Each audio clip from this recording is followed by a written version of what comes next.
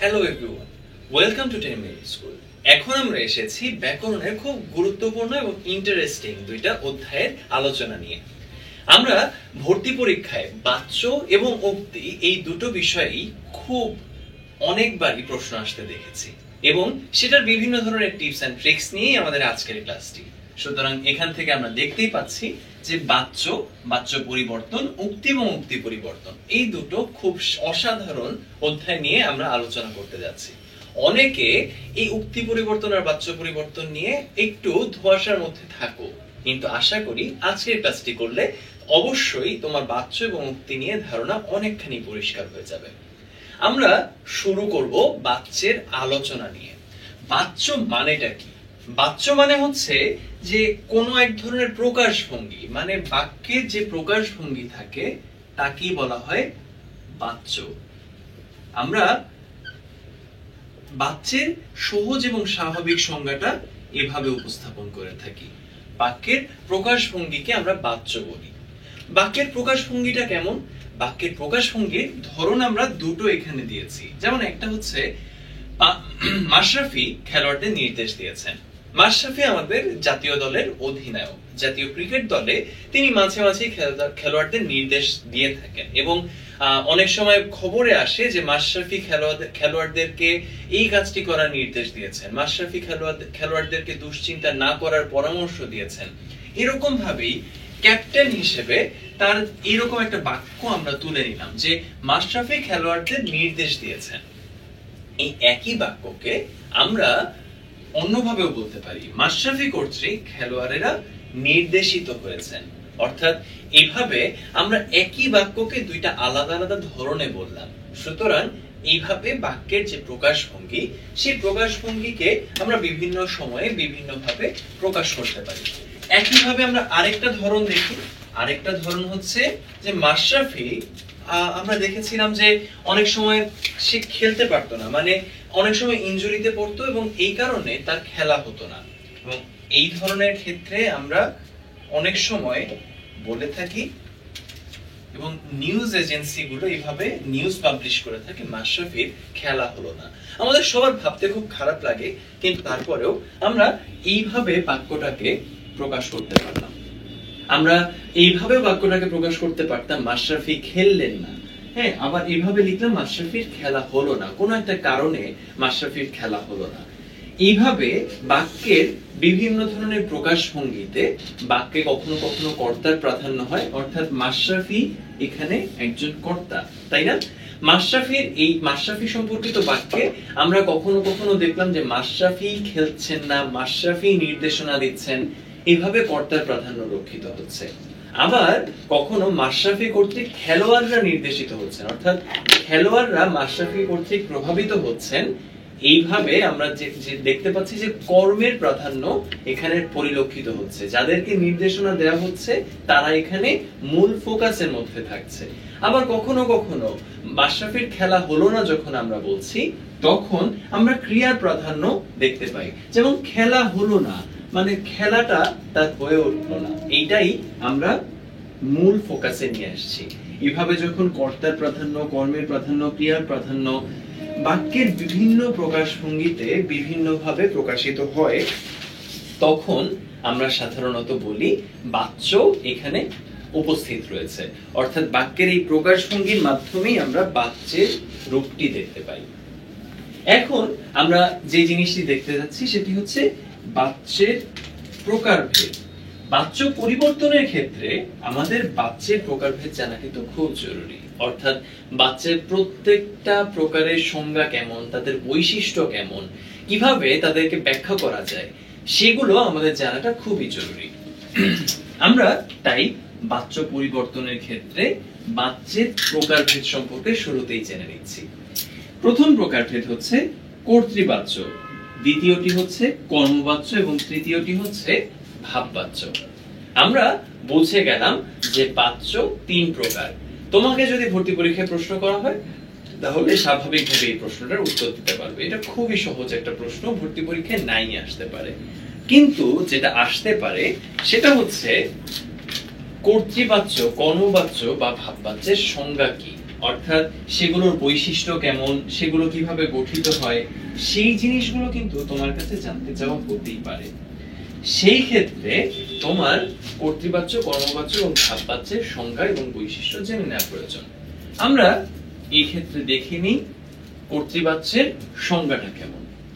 প্রথমেই আমরা একটা দেখি যে আমাদের সামনে একটা উদাহরণ রয়েছে, ছাত্ররা অঙ্ক করছে। ছাত্ররা অঙ্ক করছে অর্থাৎ তারাই কোনো একটা কাজ করছে, এবং বাক্যের প্রকাশভঙ্গিতে আমরা দেখতে পাচ্ছি যে কর্তার অনুসারী হচ্ছে ক্রিয়াপদ, তাই না? এইভাবে যখন কর্তার অর্থ প্রাধান্য রক্ষিত হয় তখন আমরা কর্তৃবাচ্যের বাক্য দেখতে পাই। এখানে আমরা কিছু বিভক্তিগত পার্থক্য লক্ষ্য করতে পারি। যেমন ছাত্ররা অঙ্ক করছে, এই ক্ষেত্রে কর্তার সাথে প্রথমা বা শূন্য বিভক্তি হবে এবং কর্মের সাথে দ্বিতীয়া, ষষ্ঠী বা শূন্য বিভক্তি হবে। এই তো এখন একটা নতুন প্রয়োজনীয়তা আমাদের সামনে উদ্ভূত হলো, সেটি হচ্ছে বিভক্তি আবার নতুন করে মনে করতে হতে পারে। অনেকের কাছে বিভক্তি জিনিসটা কিছুটা কঠিন লাগে, কিন্তু আমরা এই বিষয়টা মনে রাখার জন্য একদম সহজ একটা চার্ট কিন্তু বানিয়ে ফেলতে পারি এখন। যেমন আমরা জানি যে প্রথমা আর শূন্য বিভক্তি একই জিনিস, এবং যখন কোনো বাক্যে কোনো শব্দের সাথে কোনো রকম বিভক্তি থাকে না তখন সাধারণত আমরা প্রথমা বা শূন্য বিভক্তি বলি। অশূন্য আরেকটা হচ্ছে রা, এরা, এটা হচ্ছে প্রথমা বা শূন্য বিভক্তি। দ্বিতীয় বিভক্তি কোনগুলো? দ্বিতীয় বিভক্তি হচ্ছে কে, রে, অর্থাৎ খেলোয়াড়দেরকে নির্দেশ দেওয়া হয়েছে, এখানে খেলোয়াড়দের এরপরে কে আছে, সেই কেটা হচ্ছে দ্বিতীয় বিভক্তি। আবার তৃতীয় বিভক্তি কোনটা? তৃতীয় বিভক্তি হচ্ছে দ্বারা, দিয়া, কর্তৃক। দ্বারা, দিয়া বা দিয়ে যেভাবে আমরা লিখি, আর কর্তৃক, ঠিক যেমন একটু আগে বললাম যে মাশরাফি কর্তৃক খেলোয়াড়েরা নির্দেশিত হয়েছেন, এই কর্তৃক হচ্ছে তৃতীয় বিভক্তি। এবং তারপরে চতুর্থী বিভক্তি, সেখানে আমরা জানি কে, রে, এই দুটো উপস্থিত থাকে। এরপরে আছে পঞ্চমী বিভক্তি। আমরা পঞ্চমী বিভক্তিতে হতে, থেকে, চেয়ে, এই তিনটা বিভক্তি ব্যবহার করে থাকি। আমরা দেখছি হতে, থেকে, চেয়ে, এই তিন ধরনের বিভক্তি আমরা ব্যবহার করে থাকি। এর পাশাপাশি আমরা এই পাশটায় লিখছি ষষ্ঠী বিভক্তি, এটি হচ্ছে র, এর, অর্থাৎ আমার, তার। এখানে আমরা বলছি যে এখানে র বিভক্তি হয়েছে বা ষষ্ঠী বিভক্তি হয়েছে। এবং এর পাশাপাশি সপ্তমী বিভক্তি, সপ্তমী বিভক্তি হচ্ছে এ, অ, তে। এই বিভক্তি যেমন পাগলে কি না বলে, পাগলের সাথে এই যে এটা আছে, সে এ হচ্ছে সপ্তমী বিভক্তি। পরিষ্কারভাবে মনে রাখতে হবে যে বাচ্য পরিবর্তন এবং বাচ্চার ধারণাগত সুবিধার জন্য তোমার বিভক্তি সম্পূর্ণ চার্ট খুব পরিষ্কারভাবে মনে রাখতে হবে। এবং এই কারণেই আমরা পুরোটা দেখিয়ে দিলাম যে বিভক্তির প্রকারভেদগুলো কি কি ছিল এবং বিভক্তিগুলোকে আমরা কিভাবে ব্যবহার করব। আমরা প্রথমেই বলেছিলাম কর্তৃবাচ্যের ক্ষেত্রে কিছু বৈশিষ্ট্য রয়েছে, সেই দুটো বৈশিষ্ট্য এখন মিলিয়ে নিতে পারো। যে আমরা যে উদাহরণটা দিয়েছিলাম ছাত্ররা অঙ্ক করছে, সেখানে ছাত্ররা অঙ্ক করছে, এই ক্ষেত্রে কর্মে আছে শূন্য বিভক্তি, অর্থাৎ কি করছে, কর্ম। আমরা বলছিলাম যে কি করছে, অঙ্ক করছে, এটা হচ্ছে কর্মপদ, এবং এখানেও শূন্য বিভক্তি, অর্থাৎ দুটোতেই আমরা এই জায়গায় শূন্য বিভক্তি দেখতে পাচ্ছি। সুতরাং এইভাবে আমরা কর্তৃবাচ্যের বাক্য সাধারণত গঠন করে থাকি। আমরা এই বৈশিষ্ট্যগুলো খুব মনে রাখার চেষ্টা করব, তাতে আমরা যখন বাচ্য পরিবর্তন করব সেগুলো আমাদের কাজে আসবে। সুতরাং আমরা কর্তৃবাচ্যের ক্ষেত্রে যে সংজ্ঞাটা সহজে দাঁড় করিয়ে ফেলতে পারছি সেটি হচ্ছে যে বাক্যে কর্তার অর্থ প্রাধান্য রক্ষিত হয় এবং ক্রিয়াপদ কর্তার অনুসারী হয় তাকে কর্তৃবাচ্যের বাক্য বলে। সুতরাং এই ধরনের যে প্রকাশভঙ্গি, সেই প্রকাশভঙ্গিকে আমরা কর্তৃবাচ্যের বাক্য বলছি। কর্তৃবাচ্য তাহলে কাকে বলে, সেটার ধরনটা কেমন, সেটার বৈশিষ্ট্য কেমন, একটা বাক্যকে কর্তৃবাচ্য রূপে উপস্থাপন করতে হলে তোমার কি কি জানা প্রয়োজন, সেটা তোমার এখন পর্যন্ত তাহলে পরিষ্কার হয়ে যাওয়া উচিত। আমরা এখন দেখব যে কর্মবাচ্য এটি বলতে আসলে কি বোঝানো হয়। আমরা সাধারণত কর্মবাচ্যের সংজ্ঞায় বলে থাকি যে বাক্যে কর্মের সাথে ক্রিয়ার সম্পর্কই প্রধান রূপে প্রতীয়মান হয় তাকে বলা হয় কর্মবাচ্য। যেমন শিকারী কর্তৃক ব্যাঘ্র নিহত হয়েছে। খেয়াল করে দেখো যে এই জায়গায় নিহত হয়েছে এইটা এবং ব্যাঘ্র নিহত হয়েছে। হ্যাঁ, কি নিহত হয়েছে? ব্যাঘ্র। ব্যাঘ্র নিহত হয়েছে, এইটাই এখানের এই বাক্যের মূল কথা। সুতরাং এই জায়গায় আমরা ক্রিয়ার যে কর্মের সাথে সম্পর্ক সেটা প্রধান রূপে প্রতীয়মান হতে দেখছি। তার চেয়ে সহজভাবে কর্মবাচ্যের বাক্য চেনার একটা উপায় হচ্ছে এই দ্বারা দিয়া কর্তৃক বিভক্তির ব্যবহার, যেটা কর্তার সঙ্গে উপস্থিত থাকে। সুতরাং শিকারীর সাথে যখন কর্তৃক এই বিভক্তিটা রয়েছে এবং তার পাশাপাশি ব্যাঘ্র নিহত হয়েছে এই রূপে বাক্যটা উপস্থাপন করা হয়েছে, তখনই আমরা বুঝে নিব যে এটা কর্মবাচ্যের বাক্য। কিন্তু কর্মবাচ্যের বাক্য হয়েছে কিনা, সঠিকভাবে গঠিত হয়েছে কিনা সেটি জানার জন্য তোমার কিন্তু কর্মবাচ্যের বাক্যের বৈশিষ্ট্য খুব পরিষ্কারভাবে জানা থাকা প্রয়োজন। আমরা এখন সেটাই দেখে নিব। আমরা এর মধ্যে একটা উদাহরণ কিন্তু দেখে গিয়েছি যে শিকারী কর্তৃক ব্যাঘ্র নিহত হয়েছে। এখন আমরা যে বৈশিষ্ট্যটি দেখব বা যে বৈশিষ্ট্যগুলো দেখব সেগুলোর সাথে তোমার কাজ হচ্ছে সেই বাক্যটা মিলিয়ে নেওয়া, যে বাক্যটার সঙ্গে ওই বৈশিষ্ট্যগুলো মিলে কিনা। যেমন প্রথমে আমরা বলছি কর্মবাচ্যের কর্মে প্রথমা কর্তায় তৃতীয়া বিভক্তি হয়। আসলে কি এটা সত্যি? মনে করার চেষ্টা করো যে আমাদের সামনে যে বাক্যটি ছিল সেটা হচ্ছে, আমরা আরেকবার যদি লিখি, শিকারী কর্তৃক ব্যাঘ্র বা বাঘ, যেভাবেই বলি, ব্যাঘ্র নিহত হয়েছে। এটা যদি আমরা বলি, দেখো কর্ম হচ্ছে কর্মে প্রথমা হয়, ব্যাঘ্র এটা হচ্ছে কর্মপদ, কর্মে প্রথমা বা শূন্য বিভক্তি রয়েছে, মিলে গেল না? আবার একই সঙ্গে কর্তায় তৃতীয়া বিভক্তি হয়। এই যে তৃতীয়া বিভক্তি, কর্তার সাথে শিকারীর সাথে আমরা তৃতীয়া বিভক্তি সেই দ্বারা দিয়া কর্তৃকের কথা মনে করতে পারছি এবং সেখানে কর্তৃক বিভক্তিটার উপস্থিতি দেখতে পাচ্ছি। সুতরাং এইভাবে প্রথম বৈশিষ্ট্যটা আমরা বুঝে গেলাম।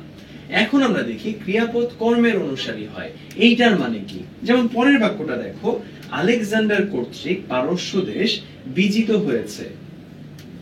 আমরা ঠিক কর্তার পাশে কিন্তু ক্রিয়ার অস্তিত্ব দেখতে পাচ্ছি না, আমরা দেখতে পাচ্ছি কর্মটা ক্রিয়ার পাশে রয়েছে, তাই না? কর্ম আর ক্রিয়া এভাবে একসঙ্গে রয়েছে এবং এই জায়গায় আমরা বলছি আলেকজান্ডার কর্তৃক পারস্য দেশ বিজিত হয়েছে। যখন এইভাবে কর্মের সঙ্গে ক্রিয়ার অর্থ প্রাধান্য রক্ষিত হয় এবং একই সঙ্গে সম্পর্কটা প্রধান রূপে প্রতীয়মান হয়, তখন সেখানে কর্মবাচ্যের বাক্য আমরা বুঝে নিতে পারবো।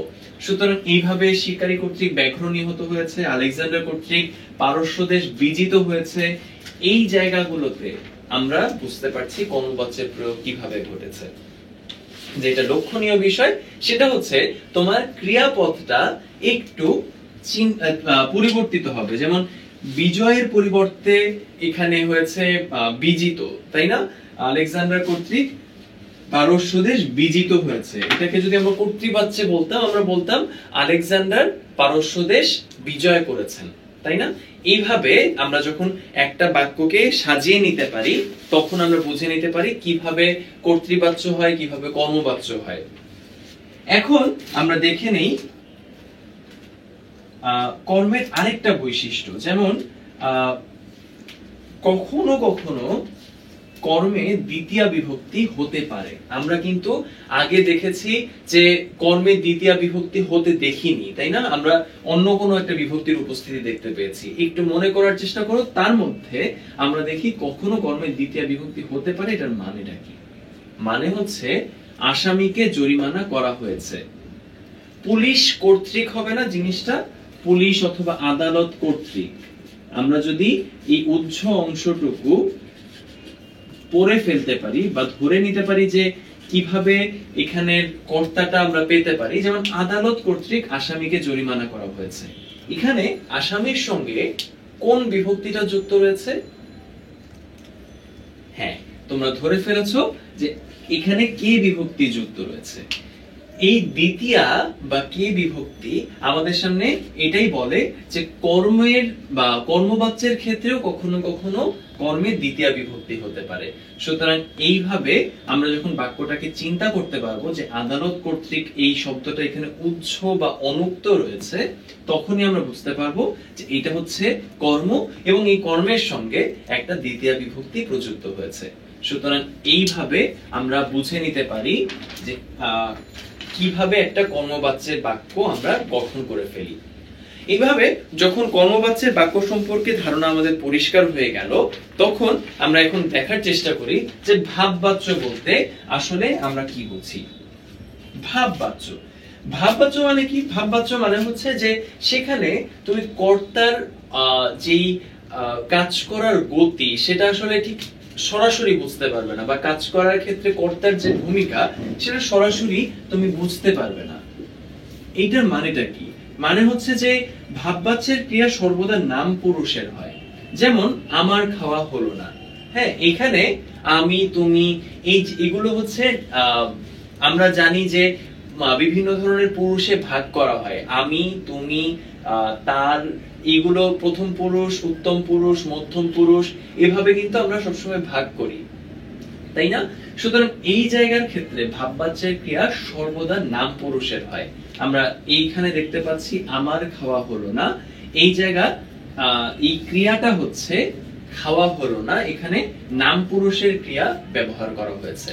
অর্থাৎ সে, আমরা জানি না সে হচ্ছে নাম পুরুষ, এবং এই ক্ষেত্রে আমরা সাধারণভাবে দেখতে পাচ্ছি যে খাওয়া হলো না, তার খাওয়া হলো না।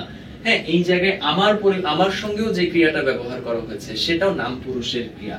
আবার ভাববাচ্যের কর্তা কখনো কখনো উৎসও থাকে, যেমন এ পথে চলা যায় না, মানে একটু হাওয়ায় ভাষায় কথা বলা হচ্ছে, কিন্তু এখানে আমি চলতে পারি না এই কথাটা কিন্তু বলা হয়নি, বলা হয়েছে এ পথে চলা যায় না, মানে কেউ চলতে পারে না।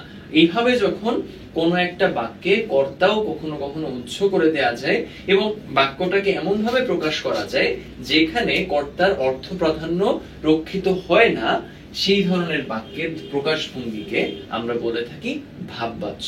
সুতরাং আমার খাওয়া হলো না, তার যাওয়া হলো না, এই জিনিসগুলোকে আমরা বলে থাকি ভাববাচ্য। সুতরাং ভাববাচ্যের ক্ষেত্রে কিভাবে আমরা একটা বাক্যকে উপস্থাপন করব সেটা সম্পর্কে আমাদের একটা ধারণা হয়ে গেল। আমরা বাচ্য পরিবর্তন সম্পর্কে একটু জেনে নিই। আমরা বাচ্য পরিবর্তন কত ভাবে করতে পারি? আমরা কিন্তু এর মধ্যে জেনে গিয়েছি বাচ্য কয় প্রকার: কর্তৃবাচ্য, কর্মবাচ্য এবং ভাববাচ্য। এই ক্ষেত্রে আমরা দেখে নেই যে বাচ্য পরিবর্তন কত ভাবে হতে পারে। কর্তৃবাচ্য থেকে কর্মবাচ্যে বাক্য রূপান্তর করা যায়, কর্মবাচ্য থেকে আবার কর্তৃবাচ্যে বাক্য রূপান্তর করা যায়, আবার কর্তৃবাচ্য থেকে ভাববাচ্যে বাক্য রূপান্তর করা যায়, ভাববাচ্য থেকে কর্তৃবাচ্যে বাক্য রূপান্তর করা যায়। এইভাবে চার ধরনের বাচ্য পরিবর্তনই আমরা আমাদের আলোচনায় আজকে দেখব। আমরা যে জিনিসটা মাথায় রেখে পরিবর্তনটা বোঝার চেষ্টা করব সেটি হচ্ছে যে প্রত্যেকটা বাচ্চের যে প্রত্যেক প্রকারের বাচ্চের যে বৈশিষ্ট্যগুলো আমরা এর মধ্যে বলেছি সেই বৈশিষ্ট্যগুলো আমরা এখানে আগে নিয়ে আসার চেষ্টা করব। আমরা আমাদের মাথায় রাখার চেষ্টা করব যে যেই বাচ্চে রূপান্তর করতে চাই সেই বাচ্চের বৈশিষ্ট্যগুলো কি পূরণ হচ্ছে কিনা। সুতরাং আমরা বুঝতে পারছি যখন কর্তৃবাচ্য থেকে কর্মবাচ্যে বাক্য রূপান্তর করব তখন কর্মবাচ্যে যে বৈশিষ্ট্যগুলো আমরা এর মধ্যে জেনেছি সেই বৈশিষ্ট্যগুলো আসে এমন ভাবে বাক্যটাকে আমরা রূপান্তরিত করব। এখন তাহলে আমরা দেখে নেই যে কর্তৃবাচ্য থেকে কর্মবাচ্যে কিভাবে বাক্য রূপান্তর করা যায়। প্রথমে আমাদের যে যে জিনিসগুলো মাথায় রাখা লাগবে সেগুলো একবার বলে দিই। কর্তৃবাচ্য থেকে কর্মবাচ্য, কর্তায় তৃতীয়া বিভক্তি হবে। আমরা কিন্তু আগেও দেখেছি আলেকজান্ডার কর্তৃক পারস্য দেশ বিজিত হয়েছে, এইখানে এরকম ভাবে একটা তৃতীয়া বিভক্তি আমাদের নিয়ে আসতে হবে। কর্মে প্রথম বা শূন্য বিভক্তি হবে, এটাও কিন্তু আমরা এর মধ্যে জেনেছি, পারস্য দেশ বিজিত হয়েছে। এটা যখন আমরা বলছিলাম পারস্য দেশ, এইটা যখন কর্ম, এটার সঙ্গে কিন্তু কোন রকম বিভক্তি ছিল না, তাই না?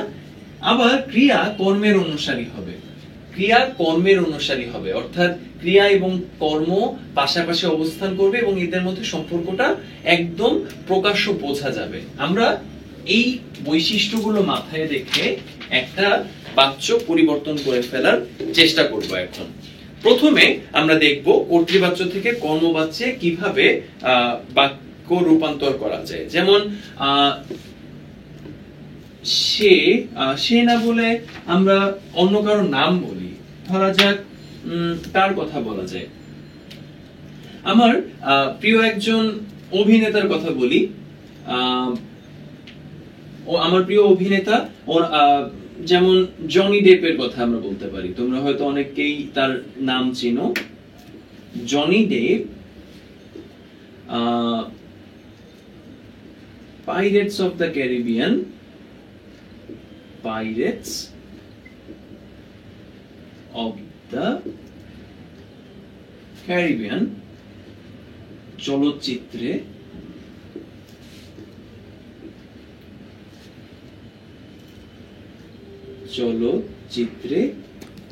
অভিনয় করেছেন।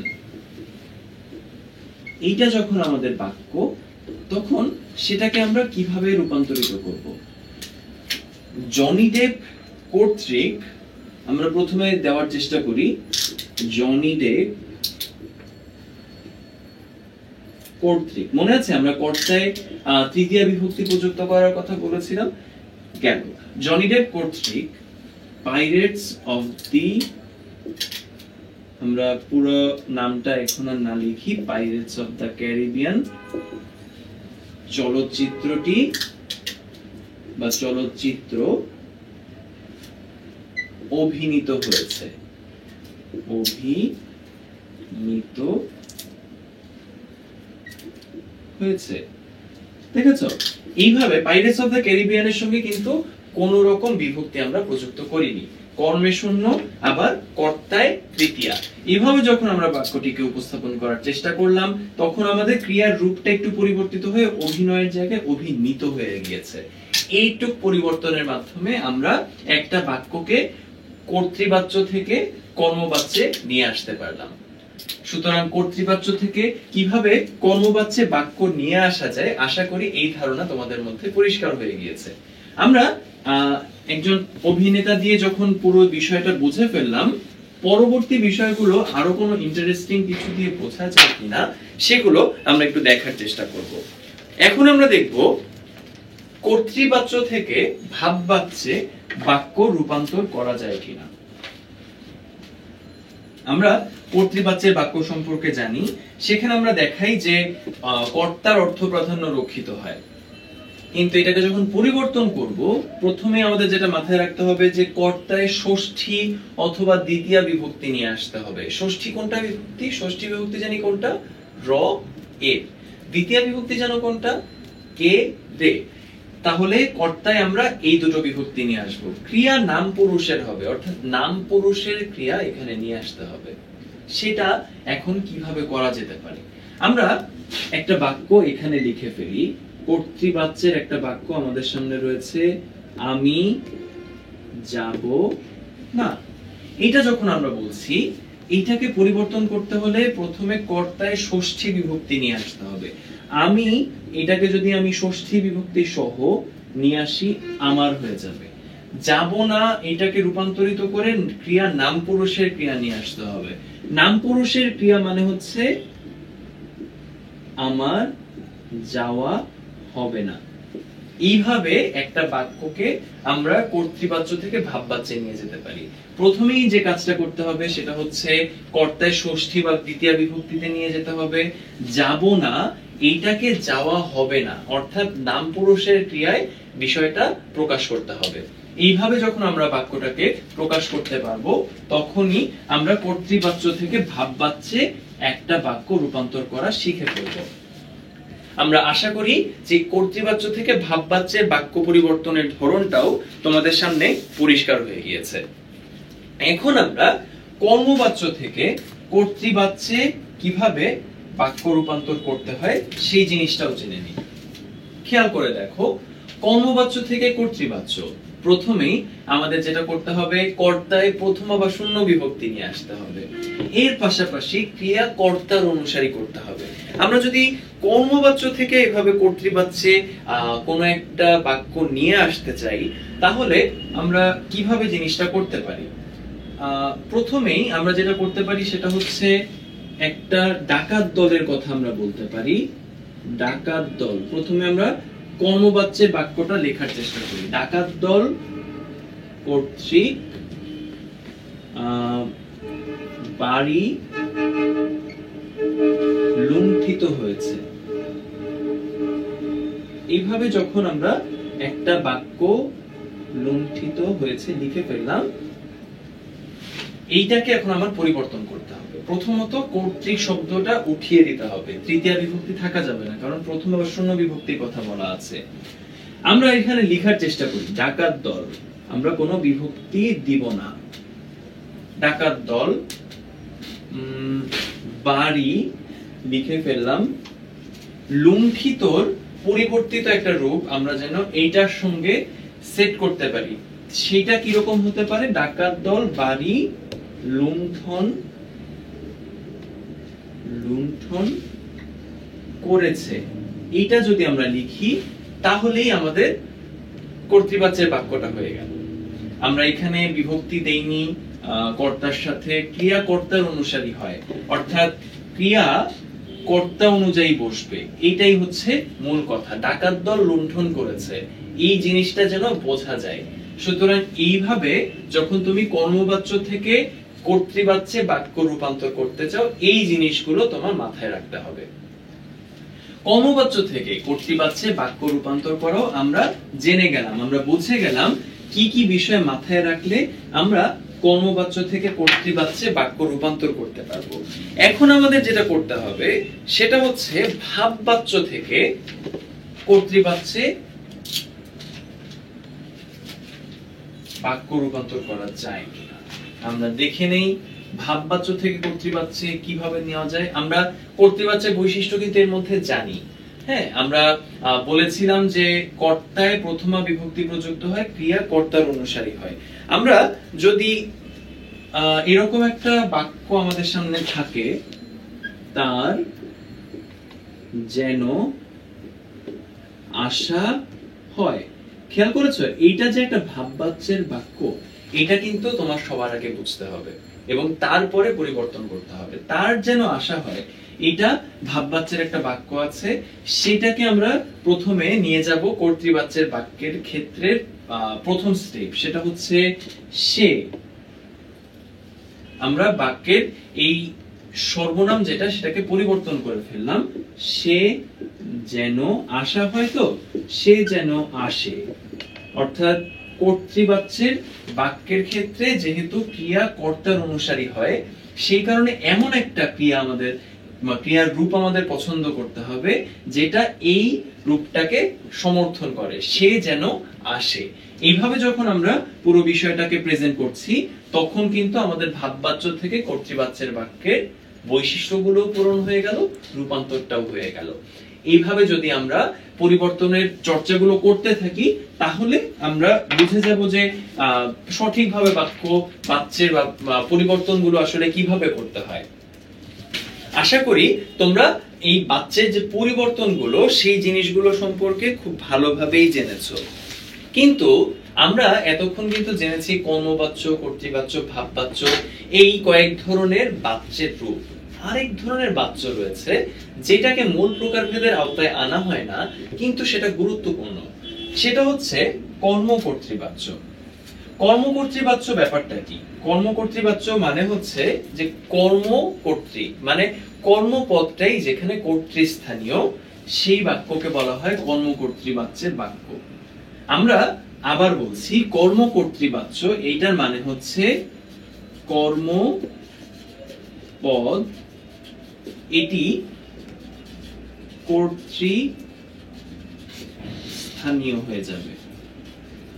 কর্মপদই কর্তৃস্থানীয় যখন হয় তখন সেটা হয়ে যায় কর্মকর্তৃবাচ্য। যেমন মানেটা কি, মানেটা হচ্ছে যেমন কাজটা ভালো দেখায় না। সাধারণত কাজ এইটা কিন্তু একটা কর্মপদ, মানে আমি কাজ করি, আমি কি করি, যখন কি দিয়ে প্রশ্ন করছি তখন কিন্তু কাজ এই উত্তরটা পাচ্ছি, তাই না? সুতরাং কাজ হচ্ছে একটা কর্মপদ। কাজটা ভালো দেখায় না, এটাই আমরা দেখতে পাচ্ছি যে কাজ এই কথাটা কর্মপদ থেকে হয়ে গেল কর্তৃস্থানীয়, অর্থাৎ সেটা একটা কর্তায় রূপান্তরিত হয়েছে। সুতরাং এইভাবে যখন কর্মপদ কর্তৃস্থানীয় হয় তখন সেটাকে বলা হয় কর্মকর্তৃবাচ্যের বাক্য। আমরা একইভাবে বাঁশি বাজে, বাঁশি কি সাধারণত নিজে নিজে বাজে না। ধরা যাক আমি বাঁশি বাজাই, বাঁশি আমি বাজানোর পর তারপরে সেটা বাজে, এবং বাঁশি এই ক্ষেত্রে একটা সাধারণত কর্মপদ না। আমি বাঁশি বাজাই, আমি কি বাজাই? বাঁশি। সুতরাং বাঁশি একটা কর্মপদ। এই কর্মপদটা এই বাক্যে একটা কর্তৃস্থানীয় রূপে রূপ নিয়েছে। যেমন বাঁশি বাজে এখানে বলা হচ্ছে, এবং বাঁশি বাজে বলার সঙ্গে সঙ্গে আমরা বুঝতে পারছি যে এইটা হচ্ছে একটা কর্তা পদ, এবং এইটার সঙ্গে সঙ্গে বাঁশি বাজে যখন বলা হচ্ছে কর্মপদ হয়ে গেছে কর্তৃস্থানীয়। এইভাবে কর্মকর্তৃবাচ্যের বাক্যে আমরা কর্মপদকে কর্তৃস্থানীয় হতে দেখি। আমরা আশা করি এই বিশেষ ধরনের বাচ্যের প্রকারভেদটাও তোমাদের খুব পরিষ্কার হয়ে গিয়েছে। পরীক্ষায় কিন্তু কর্মকর্তৃবাচ্যের উদাহরণ দিয়ে বেশ কিছু প্রশ্ন আসার প্রমাণ রয়েছে। সুতরাং ভর্তি পরীক্ষার ক্ষেত্রে এই ধরনের বাচ্যের বৈশিষ্ট্য যেন তোমার জানা থাকে সেটা কিন্তু নিশ্চিত করে তারপর হলে যাবে। আমরা এরপরে এখন তাহলে অন্য একটা অধ্যায়ে প্রবেশ করব, যেটা বাচ্যের সঙ্গে রিলেটেড না, সেটা উক্তি, অর্থাৎ নতুন একটা অধ্যায়। আমরা এই উক্তি আর উক্তি পরিবর্তন এই দুটো বিষয় নিয়ে এখন আলোচনা করব। উক্তি বলতে আমরা কি বুঝি? উক্তি বলতে মানে আমরা সাধারণত বুঝে থাকি যে কোন একজন বক্তা কথা বলছেন, তার কথাকেই বলা হচ্ছে উক্তি। সেটা কেমন? যেমন আমি যে কথাগুলো বলছি, যা যা কথা তোমাদেরকে বলছি, সবগুলোই কিন্তু এক এক ধরনের উক্তি। এবং তুমি যদি তোমার বন্ধুর সাথে কোনো একটা কথা বলো, তোমার বন্ধুকে বলছো যে আমার কাজটা করে দিস, আমার কাজটা করে দিস, এই অংশটা কিন্তু তোমার একটা উক্তি। তুমি যা যা বলছো সেই সবগুলোকেই, সেই সব ধরনের কথাকেই কিন্তু উক্তি বলা হয়। সুতরাং কোন কথক বা তুমি, সেই কথকের বাক্যকর্মের নাম হচ্ছে উক্তি। মানে সে যা যা কথা বলছে, বাক্যকর্ম মানে হচ্ছে যা যা কথা বলছে সেগুলোকে বলা হয় উক্তি। উক্তি দুই ধরনের হয়ে থাকে, একটা হচ্ছে প্রত্যক্ষ উক্তি আর একটা হচ্ছে পরোক্ষ উক্তি। এই প্রত্যক্ষ এবং পরোক্ষ এই দুই ধরনের উক্তির ক্ষেত্রে আমরা পরিবর্তন করি একজন আরেকজনের সঙ্গে, অর্থাৎ প্রত্যক্ষ উক্তিকে কিভাবে পরোক্ষ উক্তিতে পরিণত করতে হয় সেটার জন্য কিছু নির্দিষ্ট নিয়ম আমরা অনুসরণ করি। এই ধরনের নিয়ম জানার আগে প্রত্যক্ষ উক্তি এবং পরোক্ষ উক্তি বলতে আসলে কি বোঝায় সেটা কিন্তু আমাদের জন্য জানাটা খুব খুব খুব জরুরি। এই কারণে আমরা প্রত্যক্ষ উক্তি এবং পরোক্ষ উক্তির সংজ্ঞাটা জেনে নিই। যে আমরা প্রত্যক্ষ উক্তি বলতে যেটা বুঝি সেটা হচ্ছে বক্তার কথা অবিকল বা অবিকৃত, ঠিক আছে, অবিকল ভাবে রেখে দেওয়া হয়েছে। যেমন আমি বললাম পৃথিবী গোলাকার, আমি যখন এটা বললাম তখন অবিকৃত রূপে তুমি এটাকে যখন লিখছো যে আমি বলেছি পৃথিবী গোলাকার, এটা যখন বললাম তখন, এবং সেটাকে কোটেশন মার্ক সহ আমার কথার একদম এক্সাক্ট রূপটা যদি তুমি রেখে দাও তখন সেটাকে বলা হয় প্রত্যক্ষ উক্তি। একটা উদাহরণ আমি দেখি, আমি বললাম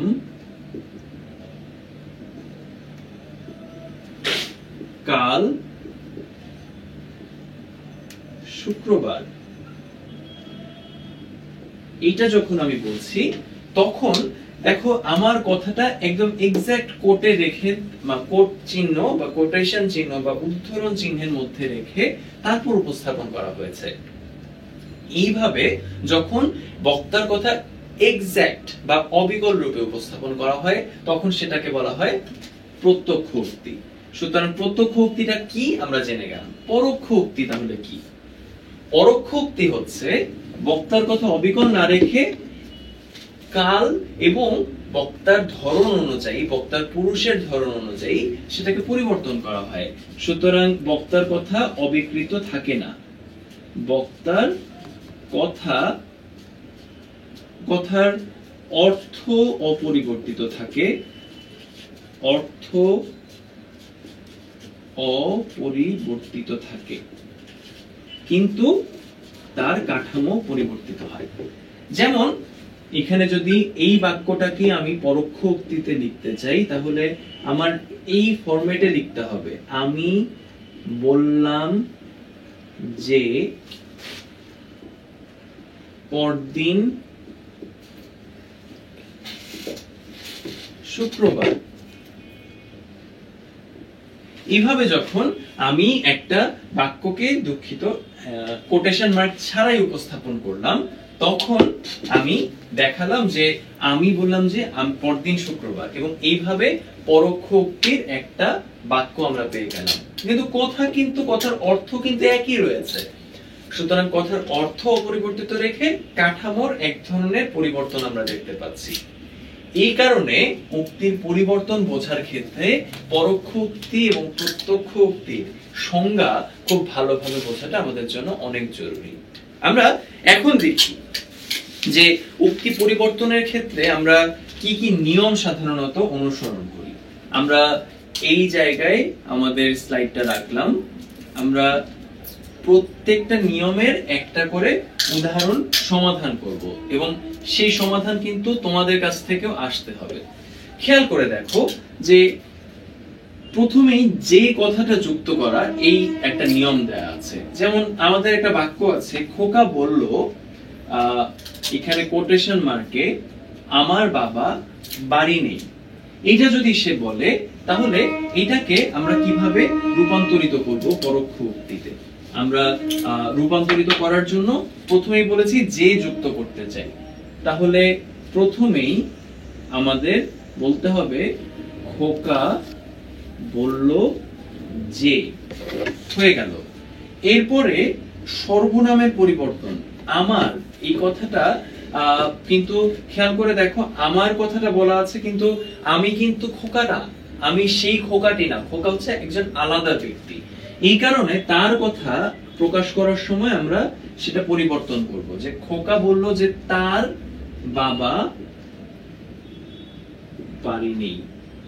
এইভাবে এখানে আমরা দুইটা পরিবর্তন কিন্তু একসাথে করে ফেললাম, সর্বনামের পরিবর্তন করলাম, আবার যেও যুক্ত করলাম। সুতরাং এইভাবে আমরা বাক্যটাকে চেঞ্জ করে ফেলতে পারলাম।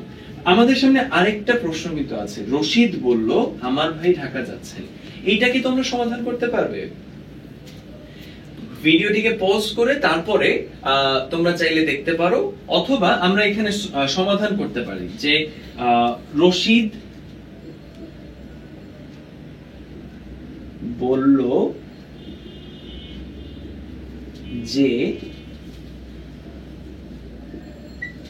তার ভাই ঢাকা যাচ্ছিলেন। এইভাবে যখন আমরা বাক্যটাকে প্রকাশ করতে পারবো তখনই আমরা বুঝে যাব যে বাক্যটা সঠিক নিয়মে পরিবর্তিত হয়েছে। সুতরাং এইভাবে আমরা একটা বাক্যকে প্রকাশ করতে পারলে আমরা পরোক্ষ উক্তির সার্থক উদাহরণ দেখতে পাই। এই বাক্যগুলো থেকে যাক, এর মধ্যে আমরা আরো কিছু উদাহরণ এবং নিয়ম দেখে নিই। আমাদের মাথায় রাখতে হবে প্রত্যক্ষ উক্তি থেকে পরোক্ষ উক্তিতে বাক্য রূপান্তরের ক্ষেত্রে আমাদের কালসূচক পদের পরিবর্তন করাটা জরুরি। যেমন শিক্ষক বললেন কাল তোমাদের ছুটি থাকবে, এটাকে আমরা কিভাবে রূপান্তর করতে পারি আমরা দেখি। আমরা এখানেই সমাধান করার চেষ্টা করি, আগের সমাধানগুলো মুছে দিই। আমরা এখানে লিখছি, প্রথমে আমাদের বলা ছিল যে কথাটা লিখতে হবে, শিক্ষক বললেন যে।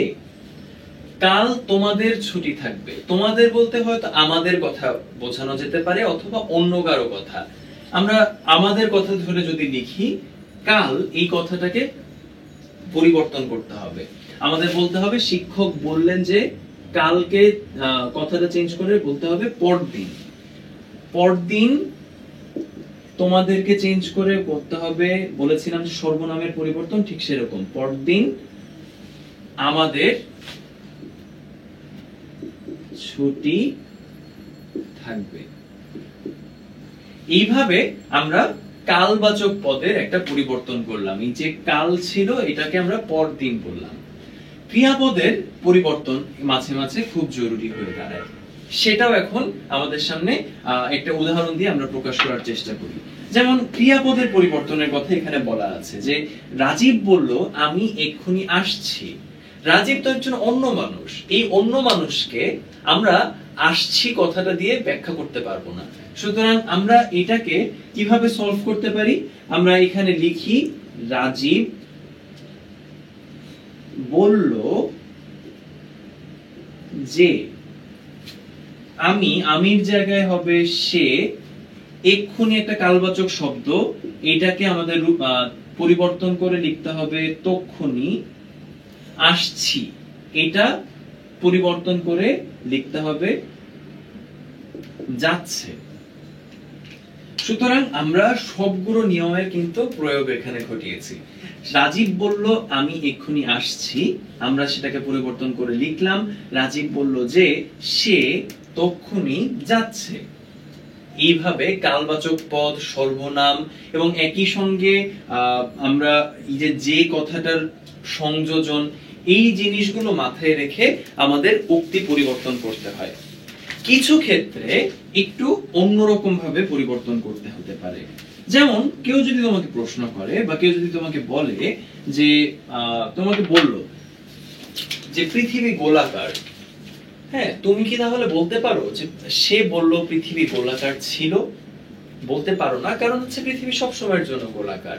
সূর্য পূর্ব দিকে ওঠে, শিক্ষক বললেন সূর্য পূর্ব দিকে ওঠে।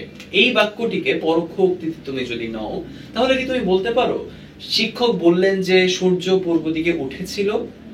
বলতে পারো না, কারণ হচ্ছে এগুলো চিরন্তন সত্য, এগুলো সব সময়ের জন্য সত্যি। যদি সেই চিরন্তন সত্য সবার জানা থাকে, তাহলে অবশ্যই তোমার পরোক্ষ উক্তির ক্ষেত্রে সেই বাক্য অপরিবর্তিত রেখে দিতে হবে। আমরা এই কারণে একটা চিরন্তন বাক্যের উদাহরণের ক্ষেত্রে কিভাবে পরিবর্তন করতে হয় সেটা দেখি। শিক্ষক বললেন পৃথিবী গোলাকার। এখানে আমাদের শুধুমাত্র একটা কাজই করতে হবে, খুব সহজে পুরো বিষয়টা হয়ে যায়। শিক্ষক বললেন যে পৃথিবী গোলাকার।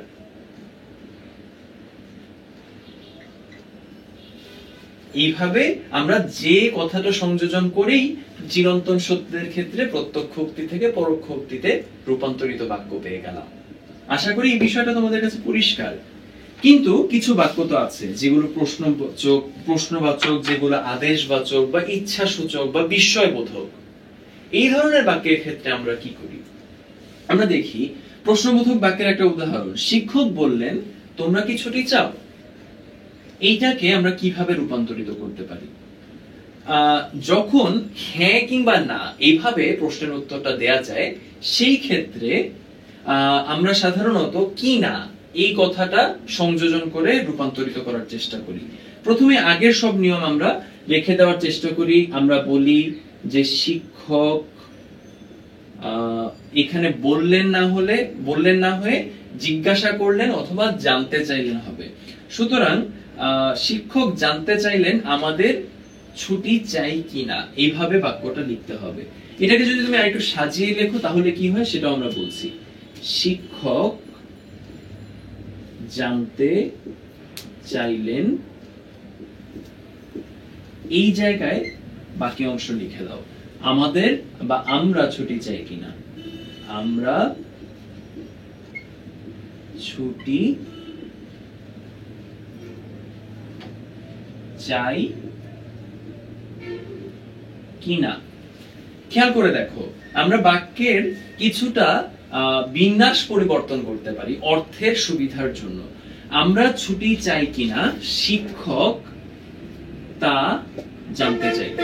এইভাবে হ্যাঁ কিংবা না, যখন আমরা প্রশ্নের উত্তর হ্যাঁ কিংবা না দিয়ে দিতে পারবো, সেই ধরনের প্রশ্নের ক্ষেত্রে কি না এই কথাটি সংযুক্ত করলেই তোমার রূপান্তর করতে সুবিধা হবে। সুতরাং আমরা ছুটি চাই কিনা শিক্ষক তা জানতে চাইলেন, এটা যখন তুমি বলছো তখনই বাক্য সার্থকভাবে রূপান্তরিত হয়ে গেল পরোক্ষ উক্তির বাক্যে।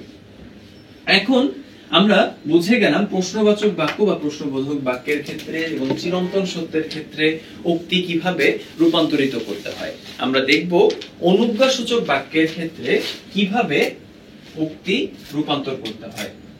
অনুজ্ঞাসূচক বাক্য মানে কি? মানে হচ্ছে যখন আদেশ, উপদেশ এগুলো বোঝানো হয় কোন একটা বাক্য দিয়ে, তখন সেটাকে অনুজ্ঞাসূচক বাক্য বলে। যেমন হামিদ বলল তোমরা আগামীকাল এসো। হামিদ এরকম একটা নির্দেশ দিল বা আদেশ দিল। এই ধরনের ক্ষেত্রে আমরা পুরো বিষয়টাকে কিভাবে পরিবর্তন করব। হামিদ আমাদের অনুজ্ঞাসূচকের ক্ষেত্রে এটা আদেশ হতে পারে অথবা অনুরোধ হতে পারে। আমরা হামিদ, তোমরা বলতে যদি আমরা ধরে নাও, হামিদ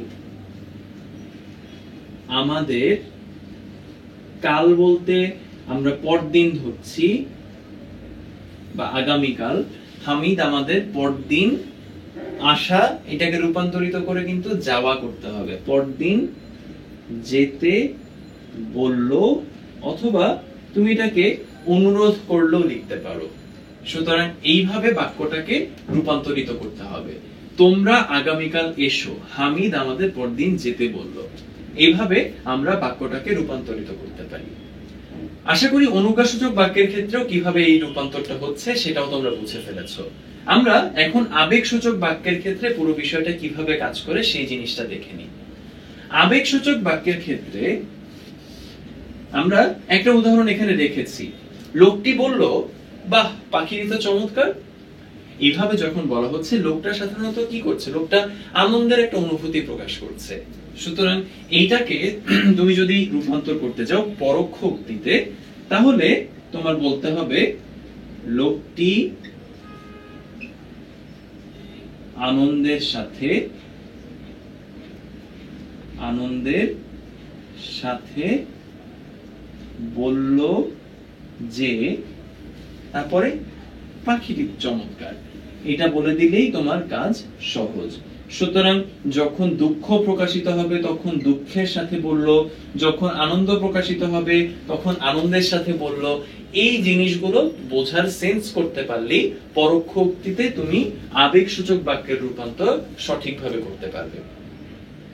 সুতরাং উক্তি পরিবর্তনের সামগ্রিক আলোচনা আমাদের হলো, আমরা জানলাম যে উক্তি কয় প্রকার ও কি কি, উক্তি প্রত্যক্ষ উক্তি কি, পরোক্ষ উক্তি কি, এবং কিভাবে সেটা রূপান্তর করতে হয়। এবং এর পাশাপাশি বিশেষ বিশেষ ক্ষেত্রে পরোক্ষ উক্তিতে বাক্য অপরিবর্তিত রাখতে হয় কিভাবে, সেই জিনিসটাও আমরা জেনে গেলাম।